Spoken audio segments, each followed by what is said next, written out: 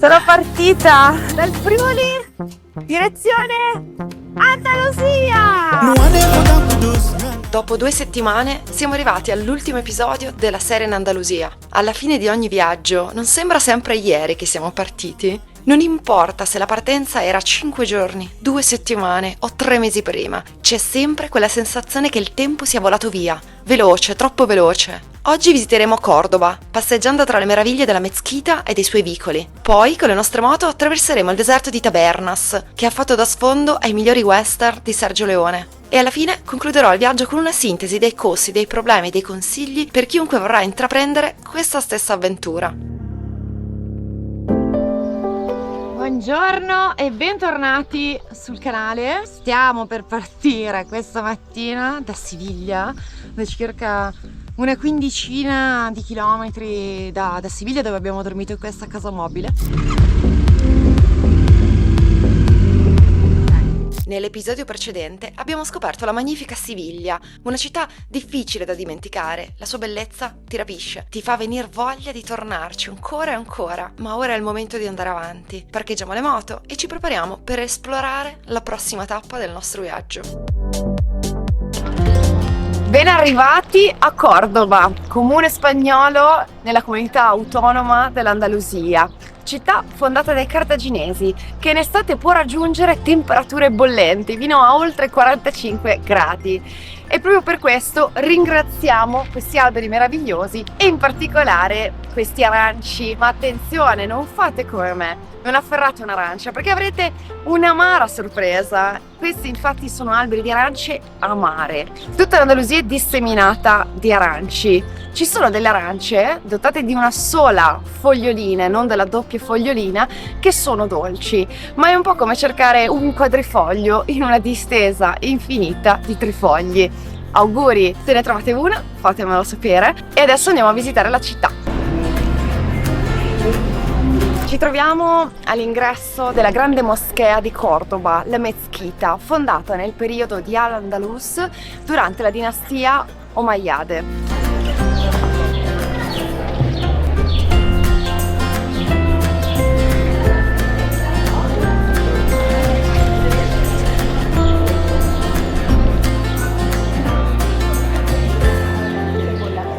Ci troviamo a Calle de las Flores, che proprio quest'anno è stata dichiarata in concorso da Condé Nast la strada più bella al mondo. Scopriamo perché.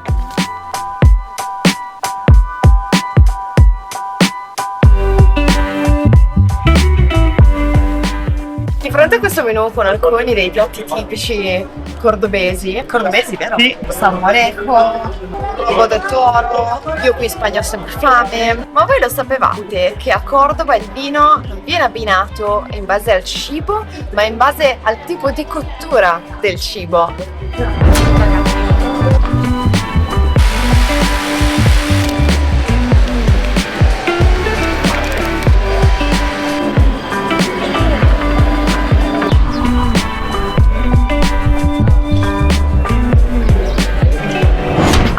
Ci sono ben 14 chiese e chiesette nascoste. La città è stata costruita attorno ad alcune di queste.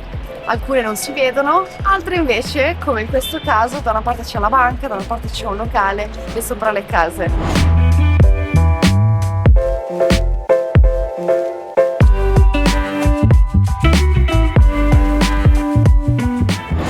Siamo nella piazza dei Cappuccini, che colpisce per la sua austerità, per la sua sobrietà, in una città fatta di vicoli e palazzi colorati. Non so se voi avrete la stessa percezione, ma da quando sono arrivata a Cordoba e sto camminando tra le sue vie, percepisco un'aria pesante, un'aria carica, un'aria un po' oscura, un po' bassa. Cordoba infatti durante i ben 7 secoli dell'Inquisizione spagnola ha giocato un ruolo molto importante. Dopo Siviglia infatti è qui il tribunale più antico che ha caratterizzato questi 7 secoli bui, e anche qui a Cordoba si può trovare il museo che raccoglie una serie di orrendi oggetti utilizzati durante quei secoli.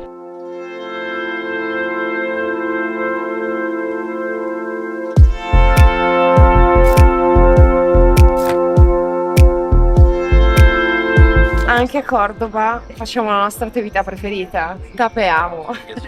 Nel menù qui in Andalusia troverete tapa, mezza porzione, porzione intera. Noi andiamo sempre dei tapas, ma che cosa vuol dire tapas? Perché si usa la parola tapas? La parola tapas deriva dal verbo tapear, che si riferisce e vuol dire tapare. E tappare che cosa? Si riferisce all'antica usanza di coprire, tappando di fatto il cibo con delle fette di pane per preservarlo da insetti piuttosto che dalla polvere. E adesso noi mangiamo. Buon appetito!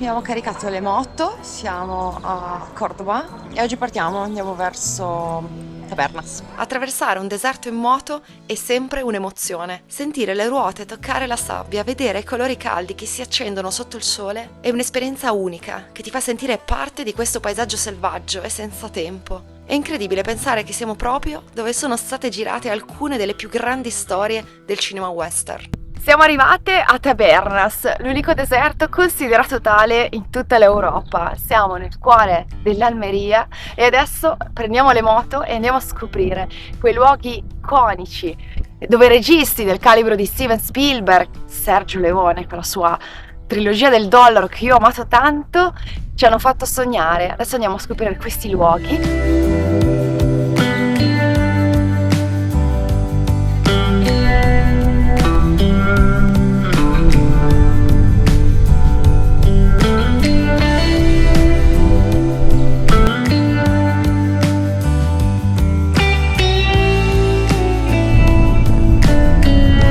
Lasciamo i Set Western e ripartiamo verso la prossima meta, Nihar. Qui abbiamo affittato una casa semplice ma accogliente e i proprietari con la loro gentilezza ci fanno sentire subito a casa. Scarichiamo i bagagli, una doccia veloce, ci cambiamo e poi a piedi ci addentriamo nel cuore di questo suggestivo paesino dove ci aspetta una cena indimenticabile. Sarà una delle migliori di tutto il viaggio, nell'atmosfera suggestiva di una tranquilla piazza.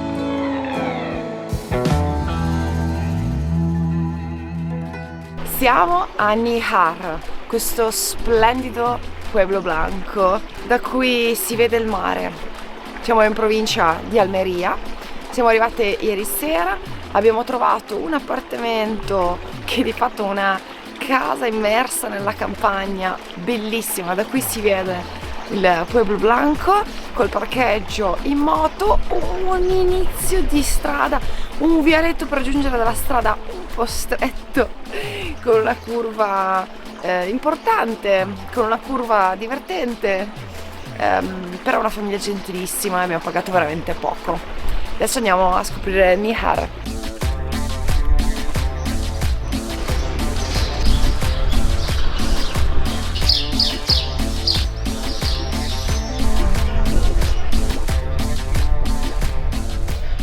Le cose belle di questo viaggio sono finite, ora ci resta soltanto di ritornare a casa, la lunga traversata per ritornare al traghetto a Barcellona, a Civitavecchia, Friuli. Questa scelta del traghetto è stata dettata semplicemente dalle tempistiche. Avremmo potuto sì attraversare la Francia via terra, ma non avremmo potuto vedere niente, non avremmo avuto il tempo di visitare assolutamente nulla. Comunque, questa conclusione di video, di questo racconto di viaggio in Andalusia, ho preso nota di tutte le spese che abbiamo affrontato in questo viaggio. Vi anticipo subito che il budget per viaggiare in Europa, sebbene in Europa meridionale, è decisamente più alto dei miei consueti viaggi in Turchia, in Centro Asia, in Medio Oriente. Breve recap: 18 giorni di viaggio, 2 moto, guidalina l'XSR 700 io pure della Yamaha, ma il Tenere 700, chilometri totali del viaggio 5.000. Partiamo dai pernottamenti. Abbiamo prenotato sempre con Airbnb o Booking, o il giorno stesso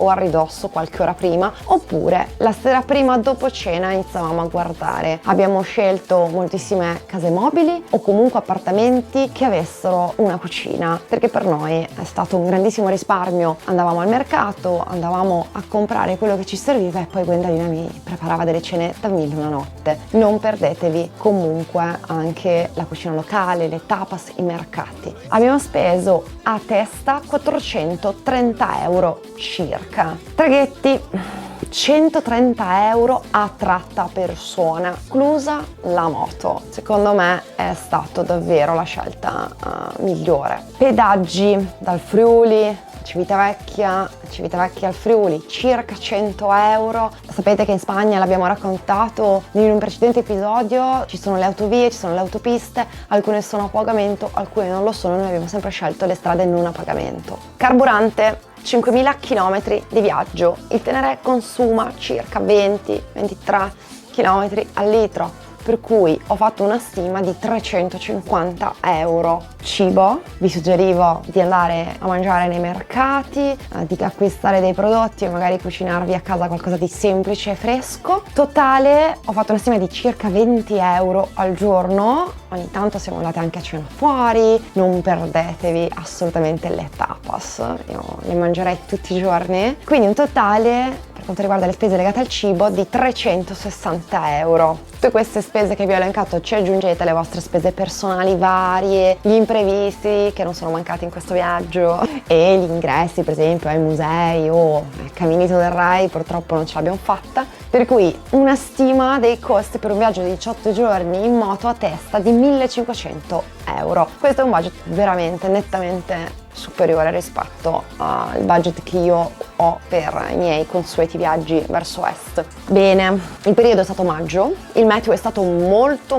ballerino, ovviamente verso la parte più occidentale della Spagna, verso Tarifa, il clima è diventato caldo, piacevole. Dovete immaginare che comunque in Spagna le altitudini, i tipi di strade cambiano molto e quindi di conseguenza anche il clima. Il clima tendenzialmente un clima mite in questa tarda primavera, dal punto di vista dell'attrezzatura, di cosa portarvi, di vestirvi a strati. Pensate che quando abbiamo guidato vicino alla Sierra Nevada c'erano 6 gradi, ci fa un freddo e pioveva, quindi antipioggia e strati termici. Poi ci si sposta più verso la parte occidentale della Spagna e il clima diventa più soleggiato e più caldo. Io mi ero portata il costume da bagno, non è stato possibile. Se volete andare al Caminito del Rey, non fate come noi, ma prenotate con mesi di anticipo. Spero di avervi suggerito delle bellissime destinazioni, sia le magnifiche città dell'Andalusia che quelle strade panoramiche che farle in moto è pura goduria. Dal punto di vista della navigazione ho utilizzato Google Maps senza nessun tipo di problema, anche se io normalmente quando viaggio utilizzo sempre Osmand nella versione Pro. Carico l'app e soprattutto mi scarico le mappe offline. Avevo scaricato anche in questo caso la mappa offline della Spagna perché non si sa mai. È un suggerimento che condivido con voi perché io l'ho sempre trovato utilissimo, non si sa mai, internet potrebbe andare via e voi potreste dover verificare dove siete. Tuttavia la mia cartina cartacea l'ho sempre portata anche in questo caso della Spagna. Sotto in descrizione trovate il mio store su Amazon con tutto quello che porto nei miei viaggi e tutto quello che magari potrebbe essere utile anche a voi. Adesso vi dirò una cosa che sembrerà magari strana o assurda o insensata per molte persone. Io non ho mai avuto timore per la mia motocicletta nei miei viaggi in Iran, in Turchia, in Afghanistan, in Centro Asia. L'ho lasciata e l'ho parcheggiata per strada, nei posti peggiori. Per la prima volta viaggiamo in Europa e per la prima volta in Spagna, ma non è la Spagna. E insomma devo dirvi che per la prima volta in questo viaggio mi sono comprato un antifurto, un bloccadisco, perché avevo il timore per la mia tenerella. Su questo aspetto della sicurezza magari qualcuno di voi può darmi qualche suggerimento, devo ancora approfondirlo. Ritengo che un bloccadisco possa essere un buon deterrente, ma sono certa che là fuori ci possono essere degli strumenti migliori per garantire la sicurezza delle nostre moto. Questo viaggio è stato speciale per tanti motivi. Sicuramente l'Andalusia È una terra affascinante, molto varia, molto bella. Ma è stato speciale anche perché questo viaggio l'ho condiviso con la mia migliore amica, con cui per la prima volta affrontavo un viaggio in moto comunque così lungo. Sono molto fiera di lei che per la prima volta ha detto di sì a un viaggio in motocicletta, e non è per niente scontato, non è banale. E le avversità in un viaggio in motocicletta sono state quasi all'ordine del giorno. Ha detto sì ed è partita. Sono molto fiera di lei, l'ho vista crescere, l'ho vista migliorare tantissimo, giorno dopo giorno, affrontando tutte le difficoltà. Io lo dico sempre, bisogna partite viaggiate, perché solo affrontando tutte le diversissime situazioni di un viaggio che si può migliorare tantissimo, perché nella vita di tutti i giorni, bene o male, le sfide sono quelle, in viaggio ogni giorno cambiano e non puoi tornare indietro, devi andare avanti. È stato un viaggio di profonda scoperta e che auguro a tutti. Bene, abbiamo finito. Spero che questi video, questi racconti di viaggio vi ispirino a partire voi stessi in Andalusia o a intraprendere qualsiasi viaggio voi vogliate, voi sognate. Lasciatemi un mi piace, iscrivetevi qua sotto al canale, per me è molto importante, e noi ci vediamo alla prossima avventura. Ciao! Ho un messaggio da parte di una persona speciale da lasciare qui negli studios di Tabernas. Adesso ve lo voglio leggere. E questa latta di fagioli fritta, ricetta originale, Terence Hill sarà fiero di voi quando la mangerete. Sarà per la prossima persona fortunata che la troverà qui dove deciderò di lasciarla. Adesso vi leggo le parole di Mauro Prandi, di Wild Oak Italy. Buona fortuna, io ne ho avuta. La fortuna è un bene di lusso che deve essere cercata, stimolata e mai data per scontata. Questa latta di fagioli ne racchiude un po'. Sono uno dei tanti bimbi di 10 anni cresciuto con western di Sergio Leone, Terence Hill e Bud Spencer. Ci sono milioni di bimbi della mia generazione, proprio come me. Ma io, quando li guardavo, mi ci immedesimavo. Volevo capire, andare dentro. Crescendo ho seguito i miei sogni, o meglio li ho inseguiti, cacciati, scalati. Ho avuto la determinazione di passare sopra a tutte le difficoltà che la vita è bravissima a porci come ostacoli. Quando tutti mi dicevano che ero un folle, ho aperto la mia bottega di prodotti di cuoio artigianali. Costruivo cinturoni western.